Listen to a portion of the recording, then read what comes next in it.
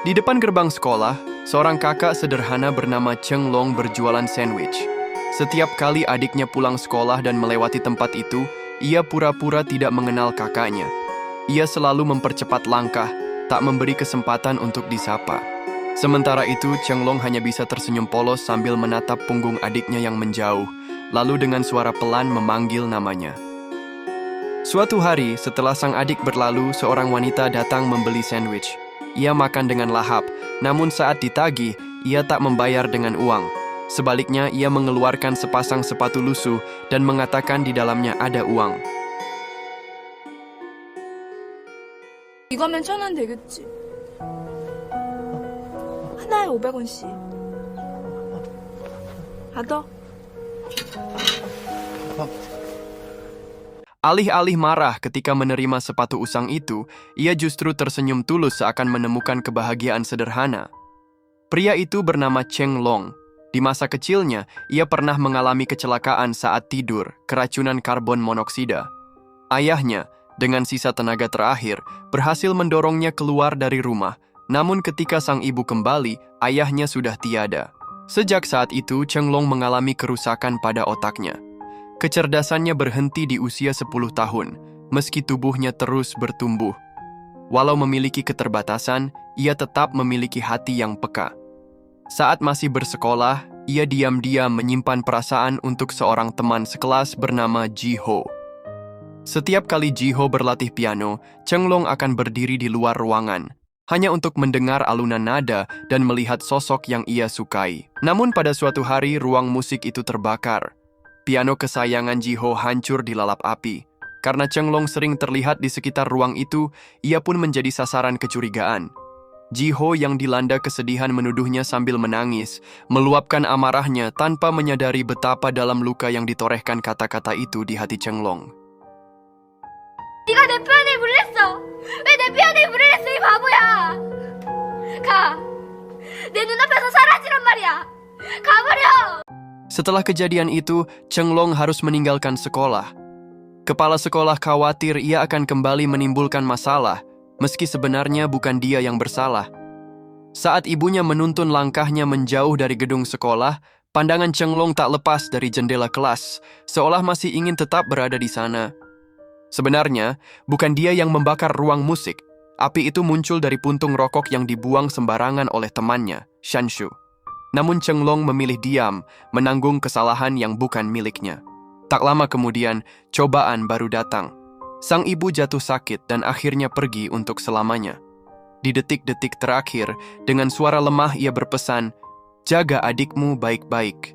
Pesan sederhana itu tertanam kuat di hati Cheng Long, menjadi satu-satunya pegangan hidupnya. Sejak ibunya berpulang, pesan terakhir itu berubah menjadi tanggung jawab yang menempel kuat di hati Cheng Long.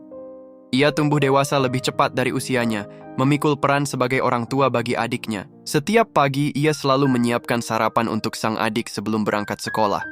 Agar makanan tetap hangat, ia menutupinya dengan piring besar dan kecil, lalu dengan hati-hati meletakkannya di depan pintu kamar adiknya.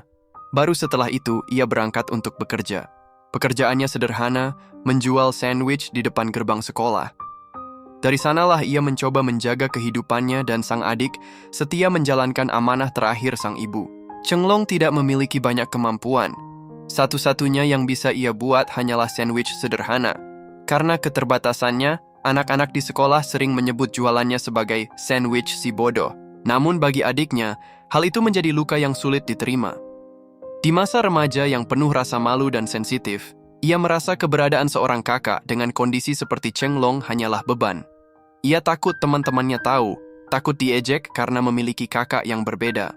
Setiap kali ada teman yang mengajaknya membeli sandwich di depan sekolah, ia selalu menolak dengan kesal.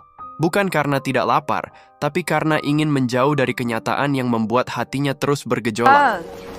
토스트를 우주에서 제일 싫어해. 지인아.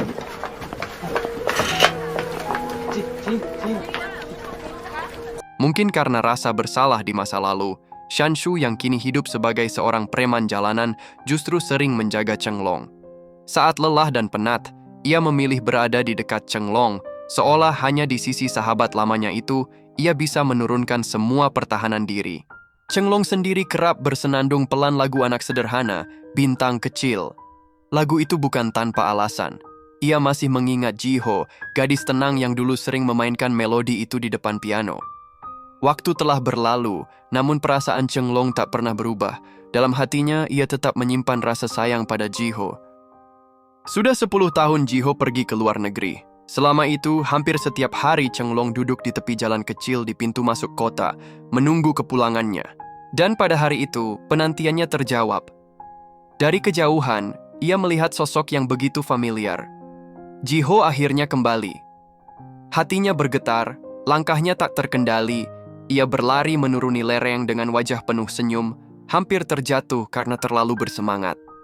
Sambil tertawa polos, ia terus meyakinkan dirinya bahwa ia tidak salah mengenali. Namun ketika sudah begitu dekat, Jiho justru tidak mengenalinya lagi. Sejenak, kebahagiaan yang baru saja ia rasakan terhenti, berganti dengan kenangan yang tiba-tiba menyeruak di dalam pikirannya. Chenglong mulai terus-menerus meminta maaf pada Jiho, lalu berlari kecil meninggalkannya. Namun sebenarnya, ia tidak benar-benar pergi jauh. Ia justru bersembunyi di jalan yang pasti dilalui Jiho untuk pulang. Diam-diam mengintip dari kejauhan. Saat akhirnya ketahuan, ia kembali panik dan lari terburu-buru. Karena terlalu gugup, ia sampai kehilangan sebelah sepatunya tanpa menyadari. Jiho hanya bisa berdiri kebingungan, tidak mengerti sikapnya, namun tetap membungkuk untuk mengambil sepatu itu dan membawanya pulang. Melihat punggung Chenglong yang kikuk, Jiho akhirnya menyadari siapa pria sederhana itu. Bayangan pemuda polos yang dulu diam-diam mengintipnya bermain piano di masa sekolah, kini tampak persis di hadapannya. Jiho mencoba menyapanya, namun Chenglong malah bersembunyi di balik tiang listrik dengan gugup terus meminta maaf. Setelah itu, ia kembali berlari pergi terburu-buru, sampai meninggalkan sebelah sepatunya di jalan. Jiho berdiri menatap sepatu itu cukup lama, pikirannya penuh dengan kenangan yang perlahan kembali. Namun dia tetap tidak mengerti mengapa setiap kali Chenglong melihatnya ia selalu berlari menjauh. Hari itu Jiho akhirnya menemukan Chenglong. Ia membeli 1 porsi sandwich. Karena terlalu gugup, Chenglong tanpa sadar menaburkan gula terlalu banyak. Namun setelah mencicipinya, Jiho justru tersenyum dan berkata rasanya enak. Sesaat kemudian, ia mengeluarkan sepatu yang pernah ditinggalkan Chenglong, lalu berkata pelan, "Sepatu ini seharusnya cukup untuk membayar sandwich, bukan?" Setelah menyerahkan sepatu itu, Jiho pun beranjak pergi. Chenglong hanya berdiri terpaku, senyum polos tergantung di wajahnya, meski baru saja dirugikan. Sementara itu, ketika tiba di rumah, Jiho mendengar dari bibinya kisah masa lalu Chenglong, sebuah cerita yang perlahan membuatnya memahami siapa sebenarnya pria sederhana itu. Akhirnya ia mengerti mengapa Chenglong selalu tampak polos, juga bagaimana lelaki itu melewati tahun-tahun hidupnya. Namun, satu hal masih membuatnya bingung, mengapa setiap kali bertemu dengannya, Chenglong selalu memilih lari. Malam itu, di depan rumah, Jiho kembali mendapati Chenglong bersembunyi.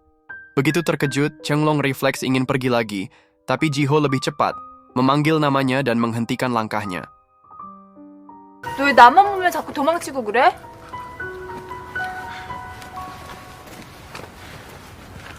말해봐. 지호가 나 보는 거 싫어한다.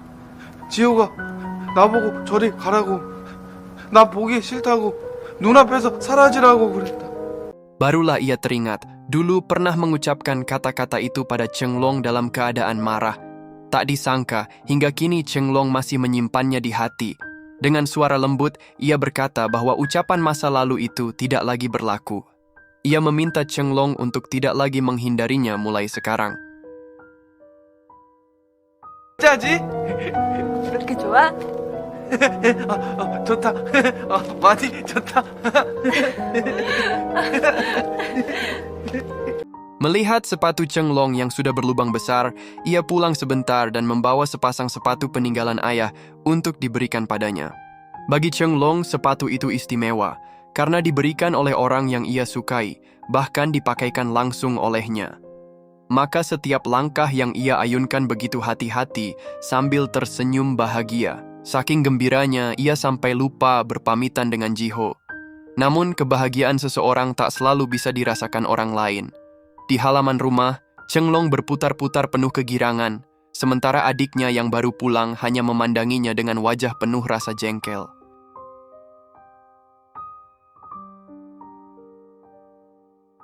Adiknya akan memarahinya, menyebutnya bodoh. Saat hatinya sedang jatuh, langit tiba-tiba menurunkan salju. Seperti anak kecil, ia begitu menyukai butiran salju yang berterbangan. Tanpa sadar, langkahnya kembali membawanya ke depan rumah Ji-ho. Di bawah gedung, ia bermain salju seorang diri, berputar-putar penuh tawa. Dari atas jendela, Ji-ho melihatnya, bukan dengan rasa jengkel, melainkan dengan senyum hangat. Ia pun turun dan bertanya mengapa Cheng Long kembali lagi. Yang tak pandai merangkai kata indah, Cheng Long hanya menjawab sederhana. Karena melihat salju, ia merasa sangat bahagia. Ia hanya bisa berkata bahwa ia ingin membuat Ji-ho ikut merasakan bahagia.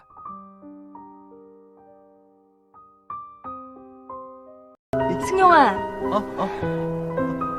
우리 데이트할까? 데이트? 데이트? 너 걷는 거 보니까 나도 눈 맞으면서 걷고 싶어졌어. 와, 첫눈인데 눈 좀 맞아야지. 갑시다. 니네 집 이쪽 맞지?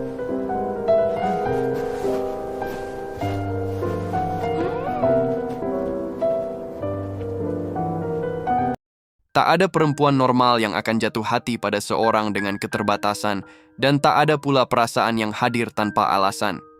Saat mereka duduk bersama menikmati bakpao, Ji-ho mulai berbicara pelan seakan pada dirinya sendiri.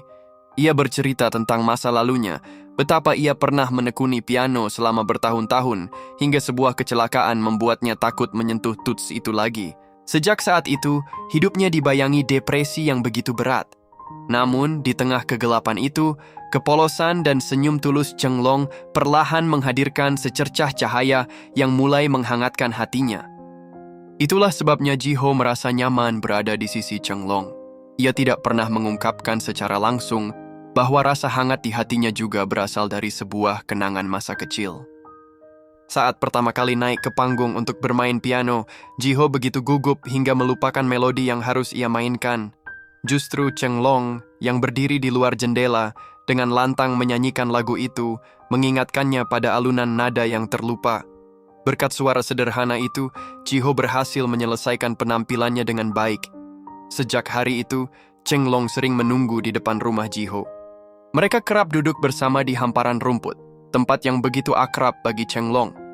Disinilah ia setiap hari menanti Ji-ho pulang dari luar negeri ke kota kecil itu. Cheng Long tak pandai berbohong, jadi ketika Ji-ho bertanya mengapa ia selalu duduk menunggu, jawabannya sederhana, ia hanya menanti Ji-ho kembali. Kata-kata itu polos, namun jauh lebih menyentuh daripada untaian janji manis manapun. Hari itu sepulang sekolah, Cheng Long menunggu lama sambil terus menoleh ke arah gerbang, tetapi tak juga melihat adiknya keluar. Hingga senja berganti malam, ia masih tetap menunggu. Ia pun tak melihat Jenny keluar dari sekolah. Waktu terus berjalan hingga larut malam, dan tubuh yang lelah membuatnya mulai mengantuk.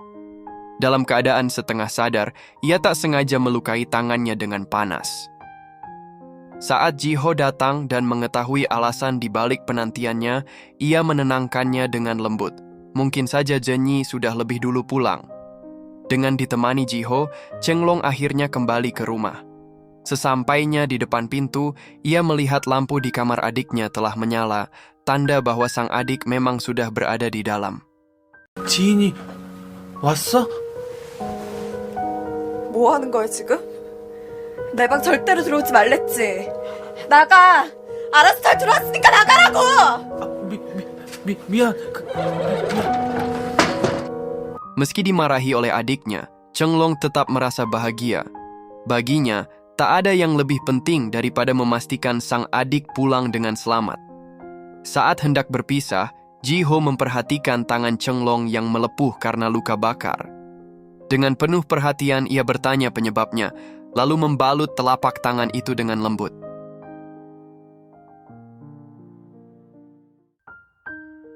Ketika hendak pergi, Ji-ho tiba-tiba teringat. Tangan yang terluka tak boleh terkena air. Ia pun menawarkan diri untuk mencuci rambut Cheng Long.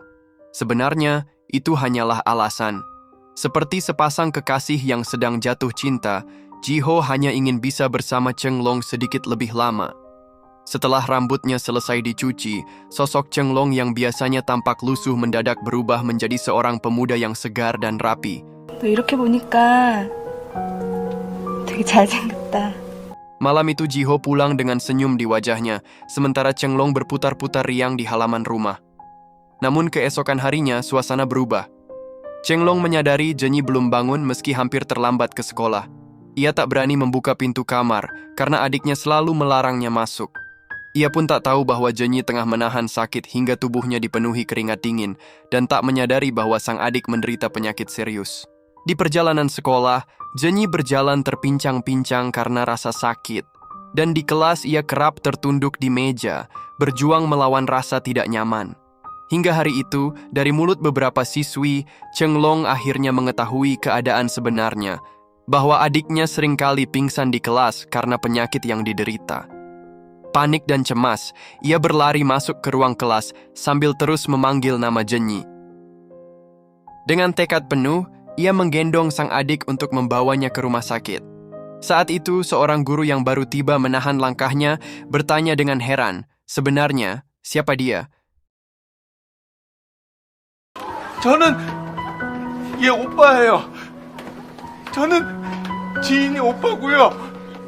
얘는 제 동생이에요. 저는 얘 오빠예요. Dokter yang menangani Jenny ternyata adalah ayah Ji-ho. Dengan tenang, ia menenangkan Cheng Long agar tidak khawatir, meyakinkan bahwa mereka akan berusaha sekuat mungkin menyembuhkan sang adik. Setelah sedikit tenang, barulah Cheng Long menyadari bahwa sepatu hadiah dari Ji-ho telah tercecer ketika ia berlari panik ke rumah sakit. Tak lama kemudian Shanshu datang. Ia menepuk bahu Cheng Long berkata akan membantu menjaga Jenny dan memintanya pulang untuk beristirahat. Dalam keadaan lelah dan setengah tertidur, Cheng Long hanya bisa berulang kali berpesan agar Shanshu menjaga adiknya dengan baik. Shanshu adalah satu-satunya sahabat Cheng Long. Mungkin karena sebuah peristiwa di masa kecil, atau mungkin karena kebaikan hati Cheng Long sendiri, selama bertahun-tahun ia selalu tulus memperlakukannya dengan baik. Ia pun mengiyakan permintaan itu, meski di dalam hidupnya sendiri sedang menumpuk begitu banyak masalah.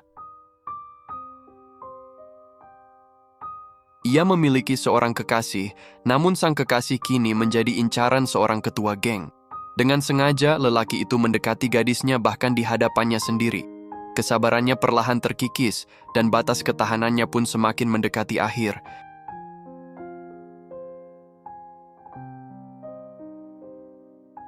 Saat Jenny perlahan membuka mata di rumah sakit, ayah Ji-ho duduk di sampingnya dan mulai bercerita dengan suara tenang. Ia mengisahkan tentang Cheng Long, tentang bagaimana kakaknya itu bersikeras agar Jenny dirawat di kamar tunggal karena tahu adiknya lebih nyaman berada sendirian. Ia menceritakan pula bahwa Cheng Long hanya memiliki satu jaket lusuh dan beberapa celana sederhana, namun saat harus membayar biaya pengiriman obat atau kebutuhan Jenny, ia selalu mampu mengeluarkan segepok uang tanpa ragu. Sebagai seseorang yang telah lama tinggal di kota kecil itu, ayah Ji-ho menyaksikan sendiri bagaimana Cheng Long bekerja keras membesarkan adiknya seorang diri. Bertahun-tahun ia sering bertanya-tanya, untuk apa Cheng Long berjuang begitu keras? Kini ia akhirnya mengerti. Segala yang dilakukan Cheng Long, setiap keringat dan pengorbanannya, tak lain hanyalah demi Jenny.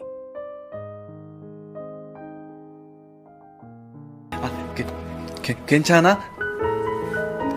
그럼 나 갈게. 저기 또 올게. Hasil pemeriksaan akhirnya keluar.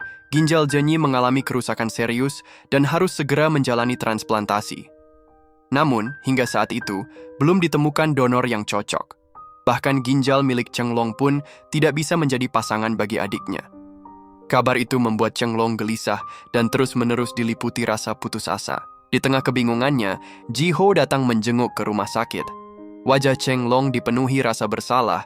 Ia menunduk sambil meminta maaf karena telah kehilangan sepatu pemberian Ji-ho. Dengan senyum hangat, Ji-ho menyerahkan sepasang sepatu baru. Di dalamnya terselip sebuah kertas kecil dengan tulisan sederhana yang menyimpan makna lebih dalam dari sekadar hadiah. 이제 다시는 잃어버리지 않기. 약속해. Takdir seolah berpihak pada Zenyi. Ginjal milik Shanshu ternyata cocok untuknya, dan dengan tulus Paman Shan bersedia mendonorkannya. Saat Chenglong menyampaikan kabar gembira itu kepada Zenyi, pandangannya justru tertuju pada tangan sang kakak yang penuh luka bakar. Ucapan dokter membuatnya akhirnya memahami segala jerih payah yang selama ini ditanggung kakaknya. Ia menyadari betapa besar pengorbanan dan ketulusan yang selama ini ia abaikan. Saat itu pula, Zenyi merasa betapa konyolnya sikap menjauh dan rasa malu yang dulu ia tunjukkan terhadap kakaknya. 왜 그래 왜 바보같이 다치기나 하고 다녀. 늘 다치고 넘어지고 왜 그러고 다녀.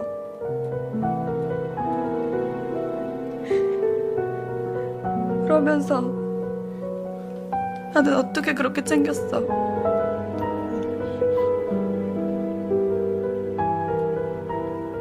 Segalanya seakan mulai menuju akhir yang bahagia, namun penderitaan rupanya enggan melepaskan orang-orang yang berjuang keras untuk hidup. Malam itu, kekacauan kembali datang. Sang pemimpin geng mendatangi kekasih Shanshu dan bertindak kasar tepat di hadapannya. Tak mampu lagi menahan diri, Shanshu melawan. Pukulan yang ia layangkan begitu keras, hingga tangannya sendiri ikut terluka.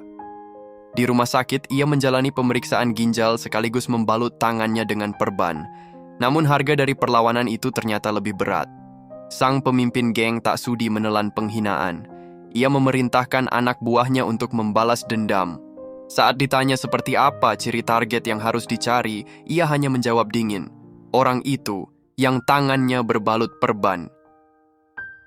Kesalahpahaman pun terjadi. Ketika para preman mencari sosok yang dimaksud, mereka melihat Chenglong dengan tangan yang juga terbalut perban.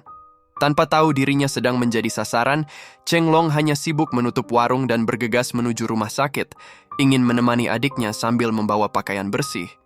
Namun sebelum sampai, dua orang asing menghadangnya di jalan.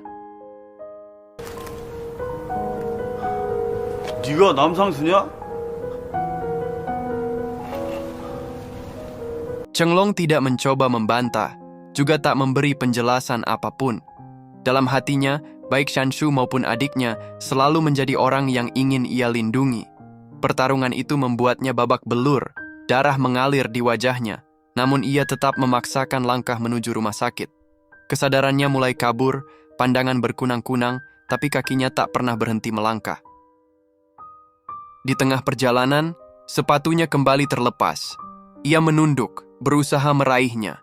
Ia teringat janjinya pada Ji Ho, janji bahwa ia tak akan lagi kehilangan hadiah sepatu itu. Namun rasa sakit di kepala kian tajam menusuk, tubuhnya kian lemah. Dengan sisa tenaga yang hampir habis, ia hanya bisa menatap sepatu itu dari kejauhan tanpa lagi mampu meraihnya.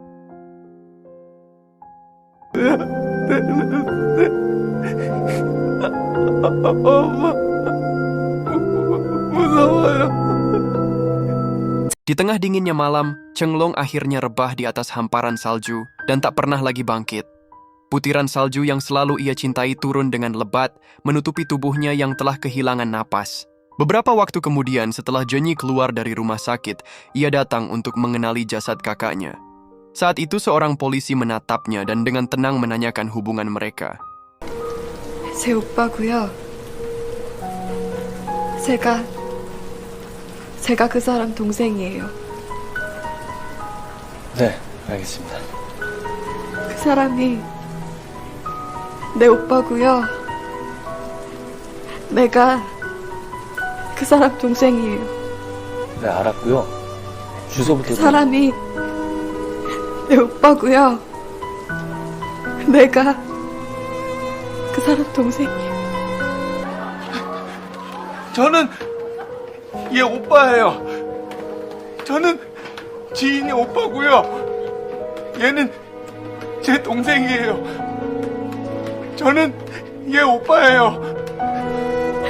그 사람이 내 오빠고요. 내가 그 사람 동생이에요. 오빠고요. 내가 그 사람 동생이에요. 그 사람은 제 오빠고요. 저는 그 사람 동생이에요.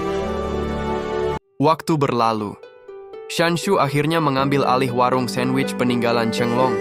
Dengan rasa tanggung jawab yang tak pernah pudar, ia menepati janji untuk merawat Zhenyi, dan perlahan rasa bersalah yang menekannya pun membuatnya tak lagi terjerat depresi. Ia kembali duduk di depan piano, membiarkan musik mengisi hari-harinya. Hidup terus mendorong mereka melangkah ke depan, tak peduli seberapa berat masa lalu. Namun sesekali, bayangan itu hadir kembali, mengingatkan mereka bahwa dalam perjalanan hidup mereka, pernah ada seorang si bodoh yang begitu tulus. Segala tentang dirinya, tentang sosok sederhana itu, selamanya terhenti di malam bersalju yang sunyi.